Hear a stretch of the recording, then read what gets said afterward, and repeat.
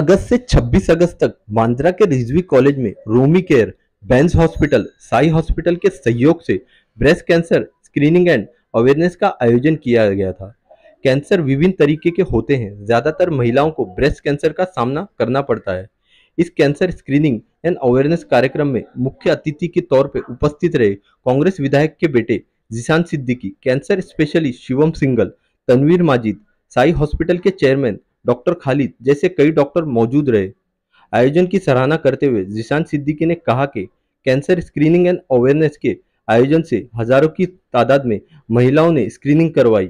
इस अवसर पर उपस्थित साई हॉस्पिटल के अध्यक्ष खालिद ने लोगों से अपील की कि ज्यादा से ज्यादा लोग आएं और जांच करवाएं। कैंसर पॉजिटिव लोगों का इलाज भी हेल्प एंड सेल्फ फाउंडेशन के तहत किया जाएगा। गौर करने वाली बात यह है कि कैंसर जैसी भयानक बीमारी के लिए कई सुविधाएं सरकार ने और संस्थाओं ने मुहैया करा रखी है, लेकिन लोगों को जानकारी ना होने की वजह से लोग इसका लाभ नहीं ले पाते हैं। डॉक्टर अख्तर रिजवी साहब ने और एडवोकेट रुबीना रिजवी जी ने बहुत ही बेहतरीन सा एक प्रोग्राम आयोजित किया जिसमें ब्रेस्ट कैंसर अवेयरनेस भी है और डिटेक्शन भी है। मेरे ख्याल से लगभग 2000 लोग का कैंसर का डिटेक्शन वो लोग आए अपने इस कैंप में, और ये बहुत महत्वपूर्ण है क्योंकि कैंसर को जितना अर्ली डिटेक्ट करे उतना अच्छा होता है। इसीलिए अवेयरनेस स्प्रेड करना बहुत ज़रूरी है।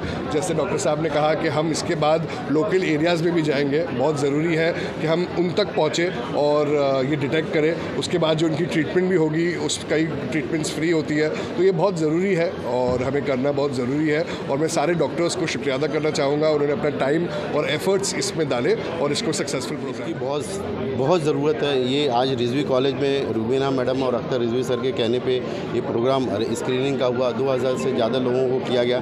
कुछ लोग पॉजिटिव भी आए हैं और इनका एक अरेंजमेंट ये है कि हेल्प एंड फाउंडेशन की तरफ से ये जो भी पॉजिटिव आए हैं सबका ट्रीटमेंट फ्री साई हॉस्पिटल में होगा।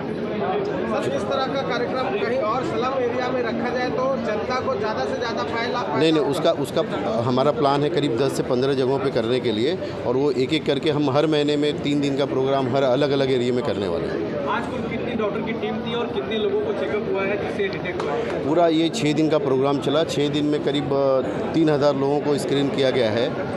और अभी जो यहाँ पे डॉक्टर सब थे, कैंसर के सर्जन थे, कीमोथेरेपी के थे, रेडिएशन वाले थे, कैंसर को जो जितने भी ट्रीट करने के लिए जो डॉक्टरों की ज़रूरत है हर टीम के लोग यहाँ मौजूद हैं।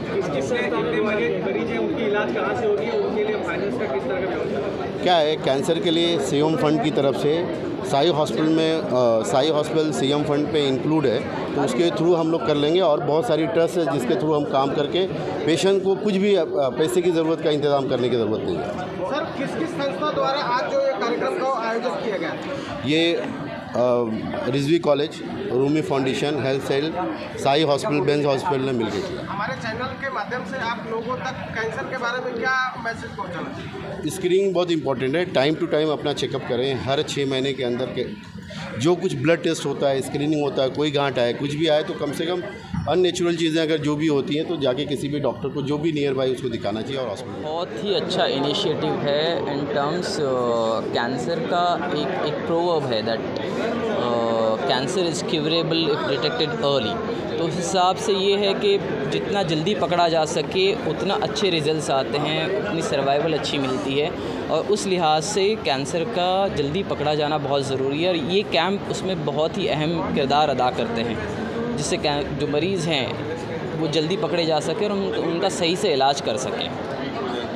सर, कैंसर का नाम सुनते ही पब्लिक दहशत में आ जाती है जनता, तो उस पेशेंट को आप क्या मैसेज दें? एक्चुअली वो पता नहीं somehow because of lot of factors including अपनी जो मूवीज़ हैं ये वो देख के या पास पड़ोस के, एक वक्त था जब लोग इसे डेथ सेंटेंस माना करते थे।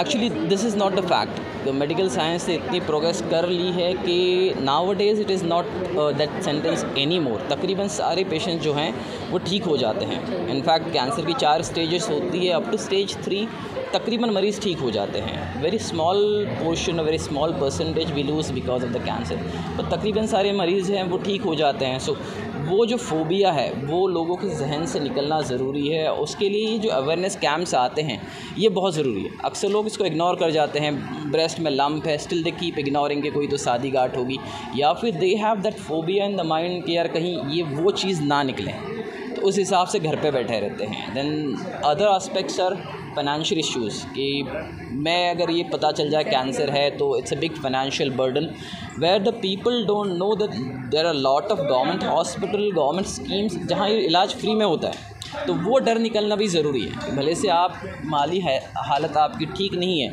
फिर भी इफ़ यू फील कि यू हैव सम लम्प और कहीं कुछ है तो आप घर से बाहर निकलें, उसका इलाज कराएं। हेल्थ फाउंडेशन जो रिजवी साहब का है, रुबीना अख्तर रिजवी और अख्तर रिजवी साहब इसको चलाते हैं। उन्होंने हमको अप्रोच किया, साई हॉस्पिटल और बेंज हॉस्पिटल को, दोनों हॉस्पिटल ने मिलकर फिर इस कैंप को ऑर्गेनाइज़ किया है। बहुत अच्छा इनिशिएटिव है, जिससे क्या है लोगों को अवेयरनेस हुई, कम से कम अर्ली डिटेक्शन हो जाता है। कम से कम 2000 पेशेंट्स यहाँ पर आए और सबका डिटेक्शन हुआ। उसमें 2 पेशेंट का पॉजिटिव भी डिटेक्ट हुआ है, तो उनका भी इलाज हम ऑपरेशन फ्री करने का प्लान कर रहे हैं। किसकी संस्थाओं द्वारा आज एक कार्यक्रम का आयोजन किया? Health foundation, Rizvi college, Benz hospital और साई हॉस्पिटल। इस तरह का कार्यक्रम जो है स्लम एरिया में भी आयोजन होना चाहिए? नहीं, हमने प्लान किया है गोवंडी, धारावी, मुमरा, भिवंडी, कल्याण, वसई और जो भी स्लम एरियाज हैं वहाँ पे हमने प्लान किया है और साथ में मिलकर काम करेंगे। सर, आपके संस्था द्वारा जो इस तरह से कैंसर में बचाव होना चाहिए महिलाओं को, खास करके क्या ये करना चाहिए, संदेश देना चाहते हैं? नहीं, महिलाएं जो है डे टू डे चेकअप वगैरह कराती रहें, डॉक्टर्स के पास जाने से डरे नहीं। ब्रेस्ट क्या होता है कि एक ऐसी चीज़ है कि जिसको लोग दिखाना नहीं चाहते, लेकिन इस चीज़ को मतलब चेकअप कराने में झिझकिचाहट नहीं होना चाहिए। सबसे पहले मैं अपना इंट्रोडक्शन देता हूं कि मैं डॉक्टर एस जाफरी 35 साल टाटा हॉस्पिटल में बहुत सारी अलग अलग जगहों पे काम करके इंटरनेशनल पेशेंट भी एडवाइज़र भी रह चुका हूं, और आखिरी में चीफ एडमिनिस्ट्रेटिव ऑफिसर बनने के बाद जब मैं रिटायर हुआ तो मुझे ये देखने मिला कि भाई ऐसे भी टाटा हॉस्पिटल में बहुत सारा वेटिंग लिस्ट होता है। हम जानते हैं दुनिया भर से लोग आते हैं और टाटा हॉस्पिटल सबसे बेस्ट इलाज देने की कोशिश करता है और देते रहता है, लेकिन सबसे बड़ा प्रॉब्लम है नंबर्स। सबसे बड़ा हमारा जो टाटा हॉस्पिटल का जो बोलते हैं कि हम लोग बोलते हैं कि the enemy is our self, कि भाई बहुत सारे हमारे नेम की वजह से नंबर्स आते हैं। जब मैं बाहर आया तो मैंने देखा कि बहुत सारे ऐसे संस्थाएं हैं जो इन लोगों के पैसे काफ़ी खर्चा हो जाते हैं और उनका इलाज भी बराबर नहीं होता है। उसकी वजह से मैंने बॉम्बे के जितने भी हमारे टाटा हॉस्पिटल के डॉक्टर्स थे जो टाटा छोड़ चुके थे और कहीं और प्रैक्टिस कर रहे थे, उनसे सबसे बात की और उनको बताया कि भाई जैसे हम जानते हैं कि 60% of the patient are almost poor, बहुत कम पैसा होता है उनके पास, तो क्यों ना हम उनके लिए इलाज करने की हम टाटा के साथ साथ सोचें और टाटा की हेल्प करें। तो उन सब जो डॉक्टर्स हैं, क्योंकि टाटा के डॉक्टर्स हैं, जैसे अभी आपने देखा डॉक्टर माजिद तनवीर थे और डॉक्टर वसीम पॉपुलर करके थे, ये सब लोग तैयार हो गए। और अब इत्तेफाक से बहुत अच्छी एक बात हुई है कि सीएम फंड में काफ़ी कैंसर पेशेंट को, वैसे सभी मर्ज़ के लिए पैसा दिया जाता है, लेकिन टाटा के कैंसर पेशेंट्स को खास करके 1 लाख रुपए तक की सहायता मिलती है। और फिर तो महात्मा ज्योतिबा फुले स्कीम भी है, तो हमने उसी स्कीम के माध्यम से, और फिर जैसे बहुत सारे ट्रस्ट है, नरगिस फाउंडेशन है, सोनू सूद है, अपना महालक्ष्मी टेम्पल है, सिद्धि विनायक है, ये लोग भी काफ़ी पैसा देते हैं गरीबों के लिए। तो ये सारा पैसा मिलता है और ये सीएम फंड मिलने के बाद जो हेड एंड नेक कैंसर कहीं भी 3.5-4 लाख के नीचे नहीं होता है दवाओं के साथ, हम लोग 2 लाख में सब कर पाते हैं, क्योंकि टाटा के जो डॉक्टर हैं उनको अभी भी उनके अंदर वो चीज़ बाकी है कि लोगों की सेवा करना। तो ये सब बेचारे आते हैं। डॉक्टर संदीप गुप्ते हैं, आज ब्रेस्ट कैंसर में सबसे महान डॉक्टर है, डॉक्टर तनवीर माजिद है, इनको तो ऐसे बहुत सारे बड़े बड़े डॉक्टर्स हमारे साथ जुड़ चुके हैं और ये साहब कर रहे हैं। मैं आपको यही बोलूँगा कि किसी को अगर कांटेक्ट करना है तो हमसे कांटेक्ट करें और हम उनका इलाज, हाँ ये ज़रूर है जिनको भी टाटा जाना है पहले टाटा जाएं। टाटा में से अगर उनको टाइम नहीं मिलता है, कुछ लेट होता है, कुछ इश्यू होता है, तो हम उनके लिए तैयार हैं, हम उनके लिए इलाज करा देंगे, अच्छे से अच्छा इलाज सस्ते से सस्ता करा देंगे। जैसे अभी आपने मेरी स्पीच में सुना कि कहीं 700-800 ऑपरेशन हो चुके हैं, 400-500 केमोथेरेपी हो चुकी है और कहीं पेशेंट्स अच्छे हो चुके हैं। तो ये अब हम ये पेपर भी हम पुटअप करेंगे कि कितने पेशेंट्स हमारे यहाँ ऑपरेट हुए हैं और कितने अच्छे हुए हैं, ताकि लोगों में कॉन्फिडेंस भी बढ़ जाए। और ये सीएम हमारे चीफ मिनिस्टर साहब और महाराष्ट्र गवर्नमेंट की भी एक बहुत बड़ी देन है कि वो लोग इतना पैसा देना चाह रहे हैं, क्योंकि कैंसर पेशेंट इलाज भी महंगा है और गरीब पेशेंट ज़्यादा है। तो उनका सब जो लोगों का कॉम्बिनेशन मिला दें, Benz hospital, Sai hospital, CM fund, Tata के जो एक्स डॉक्टर्स हैं और हमारे जैसे लोग जुड़ जाएंगे, तो ये सारे पेशेंट्स को कम से कम खर्चे में इलाज मिल जाएगा और ये इलाज कंप्लीट होगा। इसके मुझे नहीं लगता कि उनको और कुछ ज़्यादा ज़रूरत पड़ेगी।